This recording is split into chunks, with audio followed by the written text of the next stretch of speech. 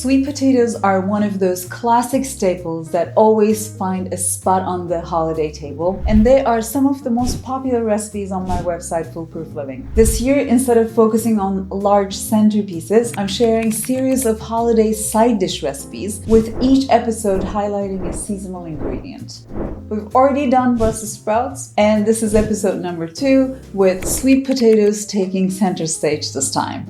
Our first recipe, sweet potato soufflé, is a true holiday classic. I first learned it from Trisha Yearwood when she shared it on her Food Network show many years ago. But over the years, I've made a few small changes to make it my own. Some call it a casserole, others a soufflé, but at its heart, it's sweetened roasted sweet potatoes topped with a thick, buttery pecan crumble. So, to make it, we'll start by poking 5 medium-sized sweet potatoes and transfer them onto a parchment-lined sheet pan. We'll bake them in a preheated 300 degrees oven for about an hour to an hour and 15 minutes, or until a knife insert in the middle of a potato comes in and out easily. Now, in the end, we'll need a total of 5 to 6 cups of flesh, so if your potatoes are smaller or larger, adjust the amount accordingly. We'll take them out of the oven and let them cool off on the counter. While that's happening, we'll grab a casserole dish and give it a good coating of butter going into the corners and edges. Now, I'm using one that is about 9 by 13, but you could also go with an 8 by 8 or like 9 by 9. Just know that it will be thicker, so it may need a little extra time in the oven later on when we're baking. Next, we'll cut the now cooled sweet potatoes in the middle and remove the flesh into a large bowl. To that same bowl, we'll add in 8 tablespoons of room temperature unsalted butter, 2 large eggs, again at room temperature, 1 cup of sugar. I'm using cane sugar, but granulated sugar would also work, 1.5 teaspoons of vanilla extract, half a cup of milk, and a pinch of kosher salt. We'll give it a good mix until it is fully combined. Now, as you can see, I'm using a hand mixer, but if you have a standing mixer, it's definitely much less work.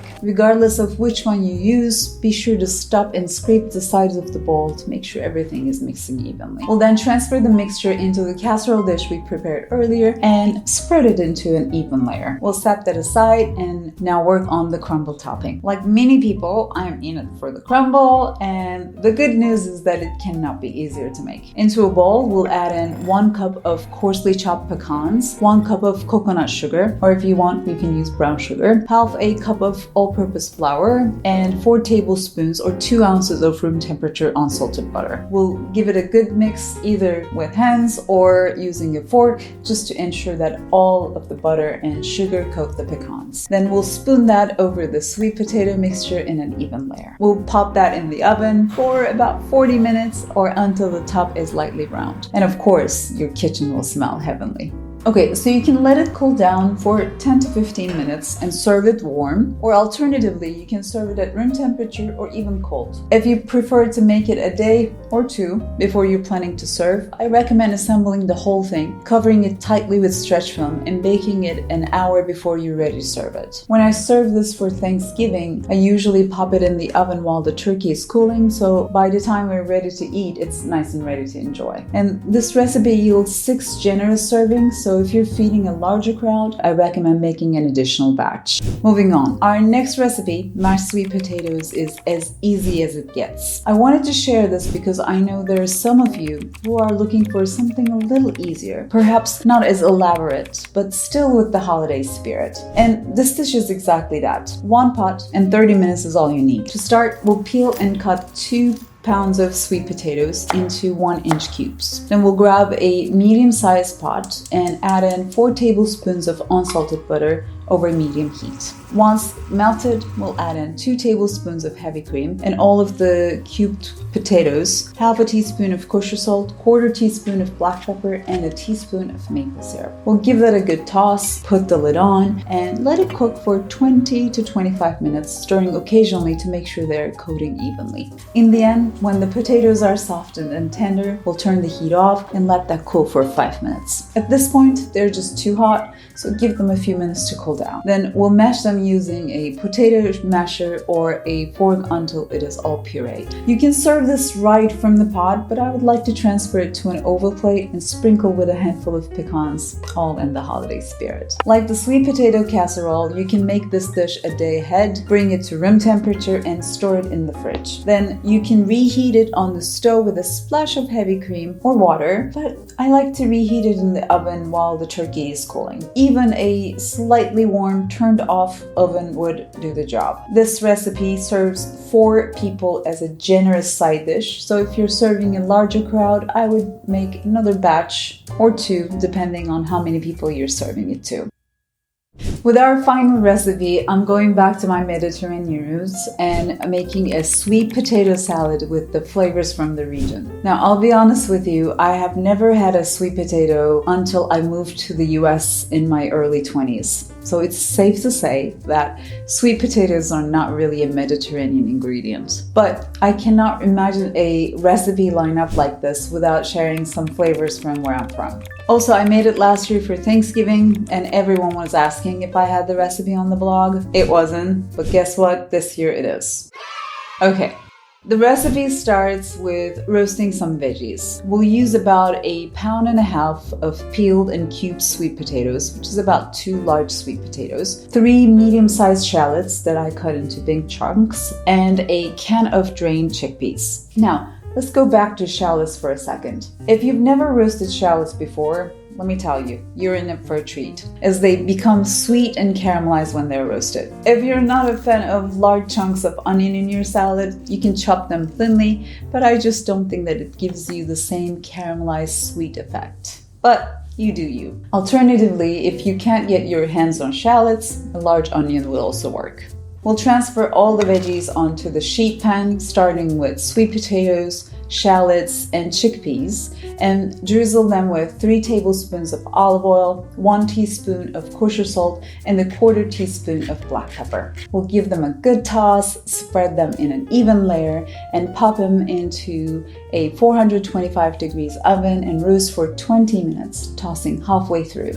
You'll see potatoes will get softer, shallots will get caramelized, and chickpeas will be lightly crispy. Speaking of crispy and crunchy textures, I think we'll need more of that because, it's the holidays. So we're going to make my version of Lazy Girl's quick candied walnuts. Into a bowl, we'll add 1/2 cup of half walnuts, 2 tablespoons of maple syrup, and we'll give it a good stir. Then we'll transfer that onto a small sheet pan lined with parchment paper, sprinkle it with a pinch of sea salt, and pop it in the oven and roast for 5 to 7 minutes. If you've ever roasted nuts, you'll know that it's best to keep a close eye on it as they can burn easily. When ready, we'll remove it from the oven and let it cool alongside the veggies. Finally, before assembling the salad, we'll make a quick salad dressing. Into a small measuring cup, we'll add 3 tablespoons of olive oil, 2 tablespoons of lemon juice, 2 small cloves of garlic, 1/2 teaspoon of kosher salt, and a 1/4 teaspoon of black pepper. We'll give it a whisk and finally move on to the assembly. Now for salad greens, I'm using arugula because I think its slightly bitter, peppery taste pairs beautifully with the rest of the ingredients. However, you can also use spring mix or even massaged kale. And if you're new to massaging kale, we've created a whole video on that topic, which you can find here.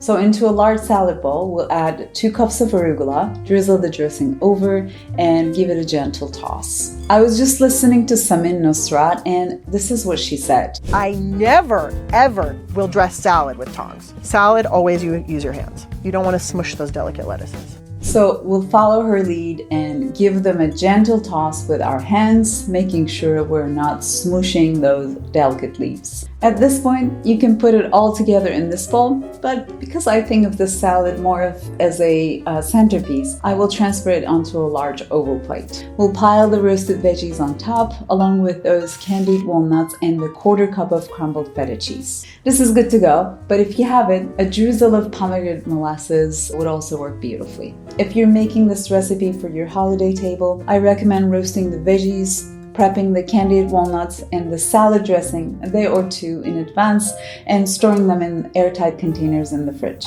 And you can assemble the salad 5 minutes right before serving. this wraps it up for me today. If you are in need of more recipe inspiration, be sure to check out my video on easy potato dishes that features another holiday classic, my sweet potato stacks, which is yet another great recipe you can make for your holiday table. Next week, we're doing a similar video, but this time we're featuring green beans, so be sure to come back for that later. As always, thank you so much for watching, and I will see you in my next video. Inspiration, be sure to check out, I don't like that weird sound. Dang it. I can do it, I know I can do it. Or until the top is lightly browned. Ground.